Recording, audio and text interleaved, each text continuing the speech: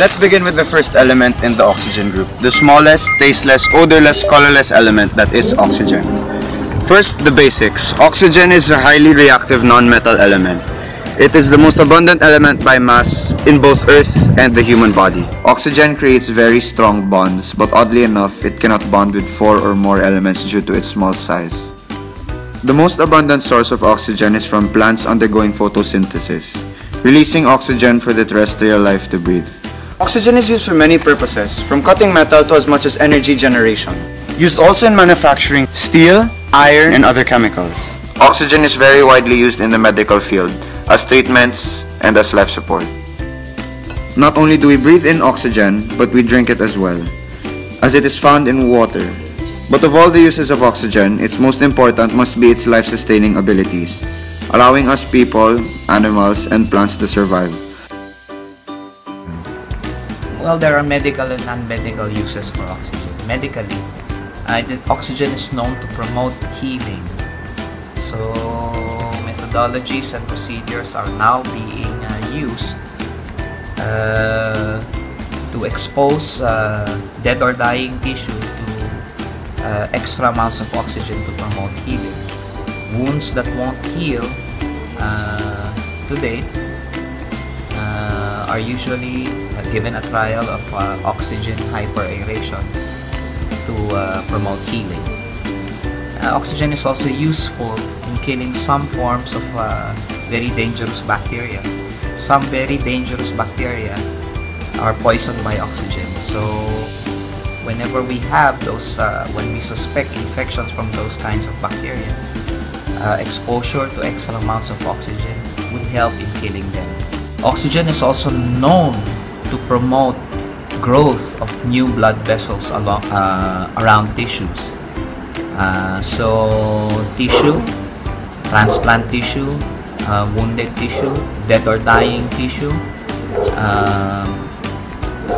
can be exposed to oxygen to promote vascularization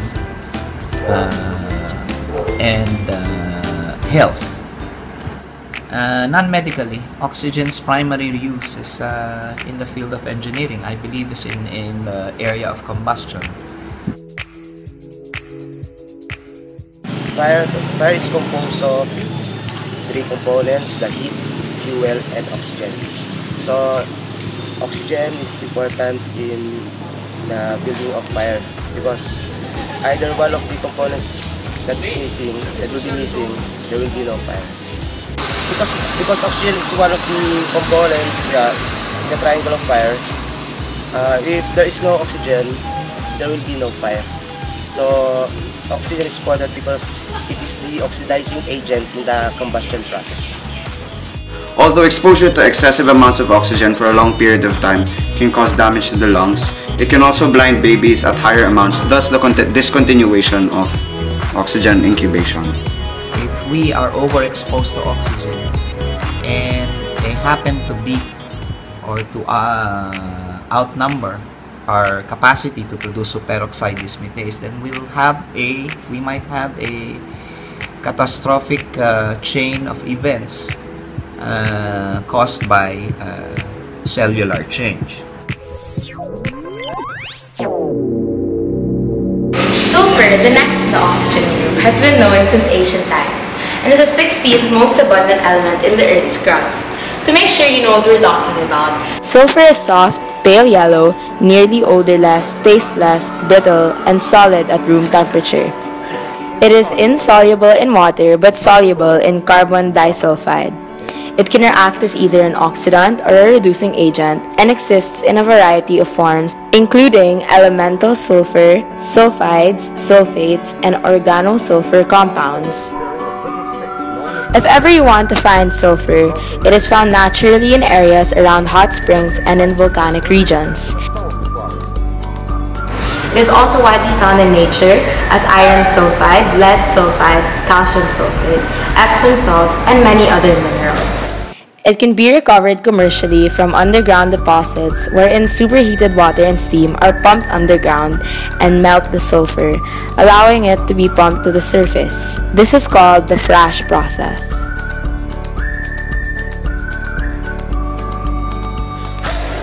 Sulfur's most common use is its use in the making of sulfuric acid. It is used to create steel and vulcanized rubber.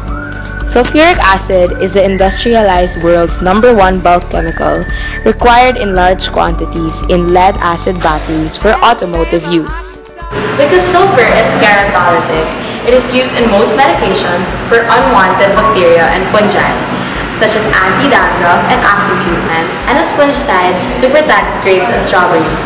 It is also used in black gunpowder, in detergents, and in the manufacture of phosphate fertilizers. Sulfur, just like oxygen, is also needed by all living things. Amino acids found in sulfur, methionine, and cysteine are both absolutely dietary requirements for us humans. Sulfur is part of, it's part of most amino acids. Also, it's part of your building blocks of your body. But it's also helpful in terms of protection against bacterial infection. It also improves your immune function against certain types of infection. And also has some protective properties towards radiation. Since sulfur usually turns up or is a vital component of certain antibiotics, so we usually give it to patients for certain skin infections. It is also, since it's also a vital part of your connective tissue, your collagen portions of your hair, skin, and nails, we usually prescribe them for patients who would, as supplements in your vitamins. You should usually give that to your patients if they need, like, for their hair and their nails. Okay. Just like most elements, sulfur has several potential dangers. Several sulfur bonds can be damaging to animals and humans. Long-term exposure to this element may cause neurological effects and behavioral changes, disturbance of blood circulation, heart damage, effect on eyesight, etc. Now let's talk about selenium. Okay, so first thing you should know, the element selenium is much rarer than oxygen or sulfur, comprising of a ratio of 90 to 1 billion of the crust layer of the Earth. Selenium has two forms. One as a red or black amorphous solid, which is way more dangerous than the other, which is a red or gray crystalline nonmetal that is stable. So now let's look at some of its properties. It is a semiconductor, and it also has the unusual properties of photoconductivity, which means that in the presence of light, the electrical conductivity of selenium increases like a solar power battery.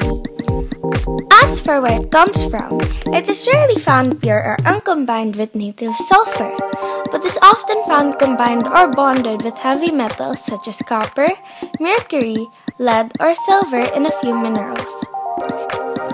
Selenium is also very useful, found in things that we use or see frequently. Most of the element is used in the production of glass due to its color, as it cancels out the colors of the other materials found in glass. It is also used in the manufacture of electronic equipment and drums of laser printers and copiers. Selenium compounds are comparable to arsenic in their physiological reactions. It causes some plants to become poisonous to the animals that digest it as well. On the other hand, elemental selenium is considered as an essential trace element. Other medicinal uses may include protection against mercury and production of red blood vessels.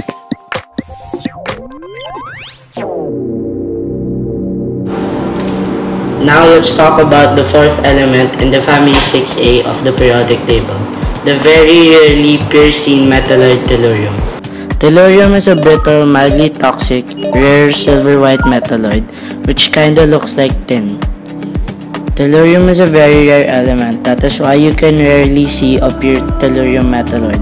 But through the help of modern science, we can extract tellurium from anode sludges which come from purified blister copper. Tellurium is used in copper and stainless steel to improve their strength and durability. But the most popular use of tellurium is on solar panels. When alloyed with cadmium and mercury, it forms a very sensitive semiconductive material, which when put into a solar panel can help the solar panel to reflect more heat from the sun. CD and DVD discs use tellurium suboxide in the active data recording layer.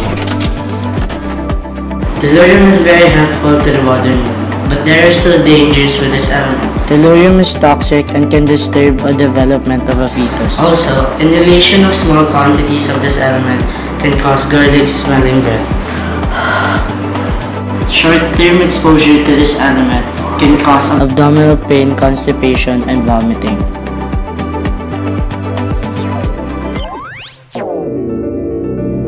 Last but not the least, polonium. Polonium, also known as polonium-210, is an extremely rare semi-metal, which is also radioactive. Some characteristics of polonium is that it is silvery gray, reactive, and fairly volatile, making about half of a sample of polonium able to evaporate within 3 days unless kept in a sealed container. Polonium also dissolves in dilute acids, but for alkalis, polonium is only slightly soluble. As for its uses, polonium was also used to eliminate static charges in textile mills, also in brushes to remove accumulated dust by the manufacturers of photographic plates.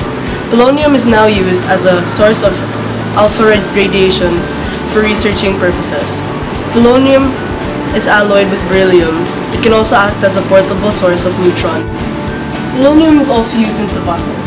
Being a very rare element in nature, it is only found in uranium ores, though people do not harvest them. As stated before, polonium is a radioactive element, but it is still used in manufacturing tobacco. This element is known to be the only ingredient which produces lung cancer in most smokers, this being proven by a group of scientists who had tested animals by letting them inhale the element. Polonium is also known to cause early death and genetic damage to humans from disease reminiscent of early radiological pioneers. Liver and bladder cancer, stomach ulcer, leukemia, cirrhosis of liver, and cardiovascular diseases.